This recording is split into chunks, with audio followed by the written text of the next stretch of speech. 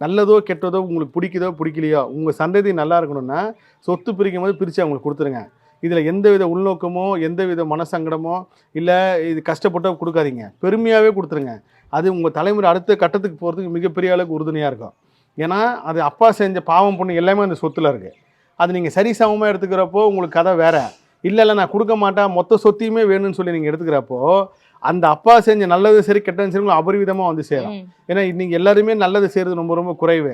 Plus அந்த பெண்ணு விரும்பினவங்க அந்த ஆத்மா இருக்குல்ல, நம்ம அப்பா சொத்து நம்மளுக்கு கொடுக்காம ஏமாதிரி நினைக்க உங்கள் குடும்பத்தில் வாரிசு அடுத்த கட்டத்துக்கு உருவாகாமல் அந்த சொத்து இப்போ பாழடைஞ்சு நம்ம எத்தனை இடம் பார்க்குறோம் அந்த மாதிரி ஒரு கட்டத்தில் போய் நிற்கிது.